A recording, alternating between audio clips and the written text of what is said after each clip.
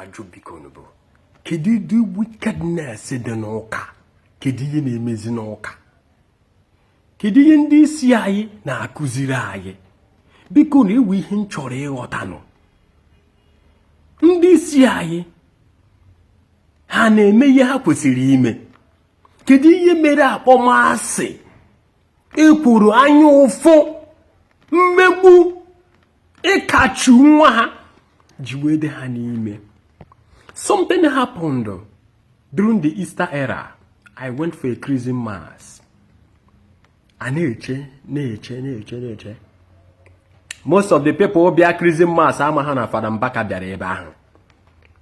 By the time they could find out na Fada Mbaka bịa ha afụ ya tibe mkpu. There was a massive voices shouting, "Daddy, daddy, daddy, daddy, daddy, nada nugu nada nandeda." A reverend father was closer to me.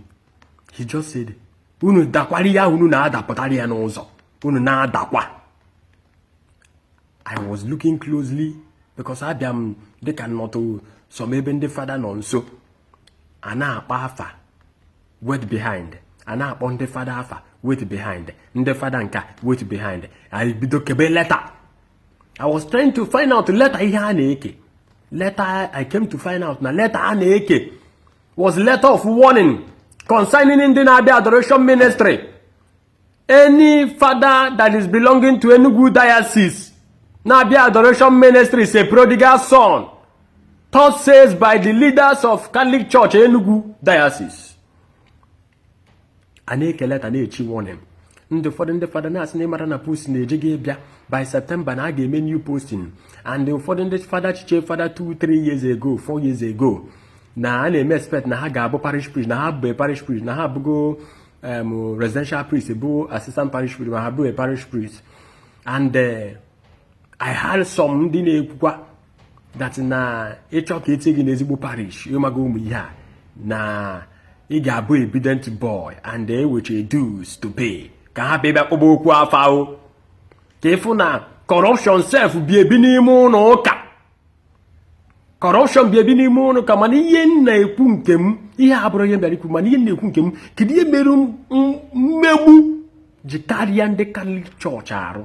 Ndị ụka ndị Catholic Church amara ihe we ndị ma ihe ndị a ihe Catholic Church iwe bụ ndị Pentecostal Church, bụ ndị White Garment Church, bụ ndị Selemens, ndị bụ Jehovah Witness, ndị Anglican, ndị Methodist bụ ihe mma ihe Catholic Church iwe. But Catholic Church na abuse ihe ha weru. Fada Mbaka mechizie ọnụ fesi ọrụ fada ya. Kedu nke bụ ọrụ fada, kedu nke na-abụrụ ọrụ fada? So ịgwa ndị gọọmenti na ihe ha na-eme adịrọ mma, esoro n'ọrụ fada, osoghọ n'ọrụ o ji wee chie fada, ocheghọ n'ọrụ eji wee tee ya mmanụ. O mechiri ọnụ. Since ahụ o mechiri ọnụ ka ọ dị ka isi na anya dị obodo a. Ọkwa gọvanọ kụtụrụ ihe na-aga ebe niile. Tinubu na-eme ihe sọrọ ya. Enwere onye ga-ajụ ese na ihe mee na Rivers State. Ọ bụ na Fada Mbaka na-ekweri ya ụdị ihe na-eme na Rivers State ebe Fubara na Wike nọ. With state of emergency, Tinubu declare without following the constitution properly. Akari ikwe. Fada Mbaka akari ikwe ka o mee.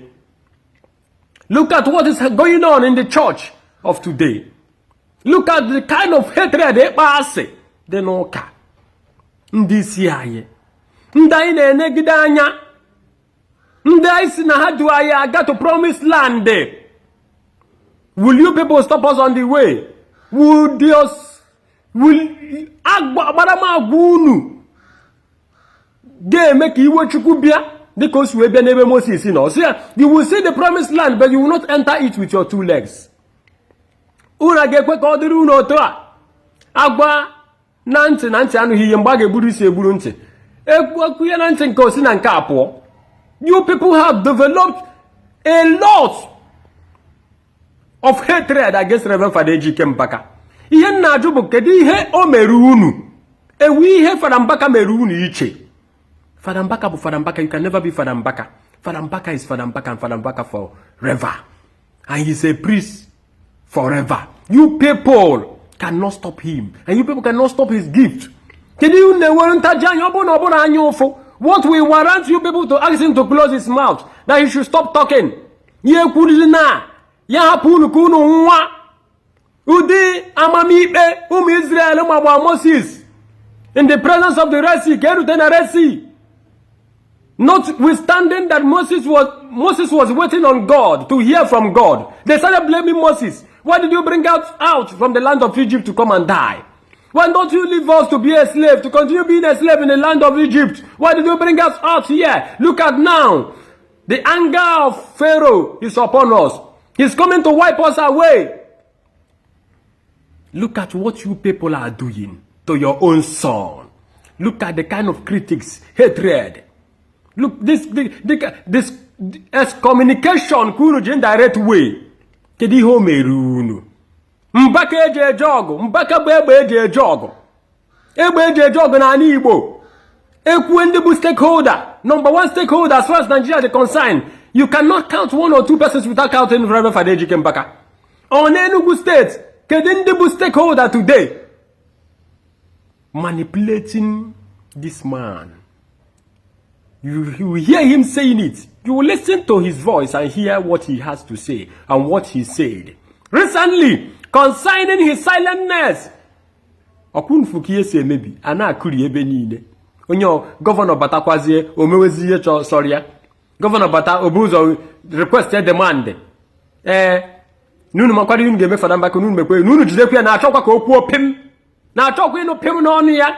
Ka ha wee na-eme ihe so ha na-akpa arụ. The price of fuel today. Obona Fada Mbaka the active. The price of dollar.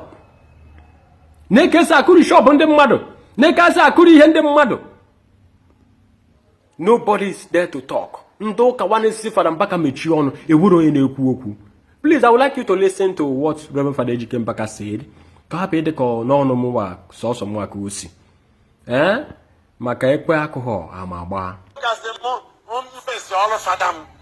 Ndị wee bịara ịzọ ị na-azọ ndụ ifezo ọrụ Fada gị Mbaka. So onye ka emetara akụtụ ebe anyị hapụ anyị akụtụ shọp anyị hapụ anyị anyị asị gị bịa n'ụlọ anyị ọgụ oge ama etiwe Mbaka na ọmana GTC. A time is coming. A time is coming. The youth that are growing up, we have no jobs. Let the leaders create jobs. Let the leaders create jobs.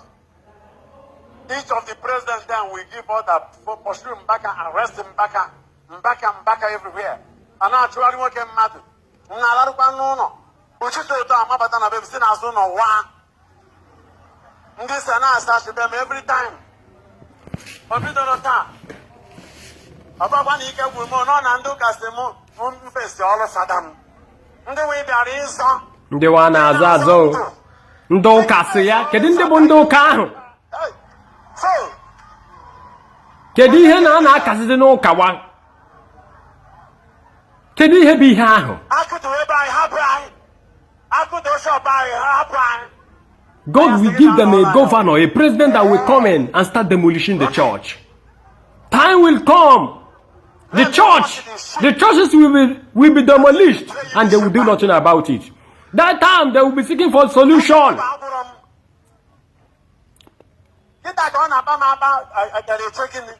But I am watching the sheep. I'm watching the sheep.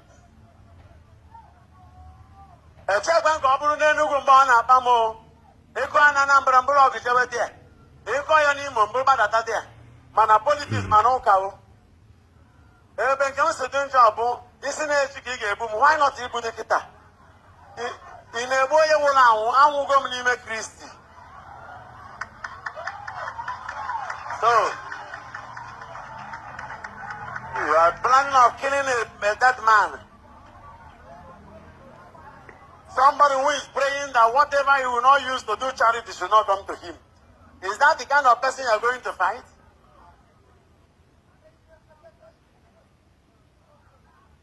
Amen. Okay. Onye ga-ego na royal school were dashia ndị na-amasị were thank you. Ihe mee na GRA. Russia Church, Raw School, Oruki, onye ndị ụka. Ndị ụka asọ dị thank you. Eweta another father ebe a, another father.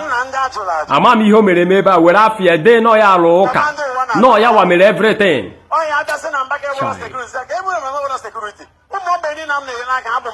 Holy Spirit is your security. Daddy, Holy Spirit is your security. So, anywhere they came and I have a good shepherd. Yes. So the good shepherd is now facing the onus, the interior responsibility and external responsibility of taking care of the grateful and the ungrateful, the ingrates. Ungrateful natures.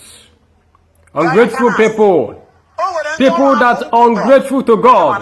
They refuse to be grateful to God. They are not seeing beyond the now. How many years can we to live more on earth? You will preach love, but you don't practice love. You will preach kindness, but you are not kind. Oh, Jesus. Before you get home, there's a shepherd. As a Roman, I didn't man at school. Mano Jirentiano, Nicolo and Gaogo. I say, oh, and I put down them at the 2.something million. And us an account here in Hapochilia. Happy hand is Zuzu. No, anybody and Kitty. It's not easy to be a shepherd. It's not easy, my brother. If you are not careful as a leader, you get depressed. You'll be depressed. Because the people you are leading can. And that is what they are trying to do. So you need the dynamic courage as a leader. They want you to fall under depression, but God forbid. Shepherds worldwide to submit to the lordship of the good shepherd of Philippians 2, verses 9, 10, and 11.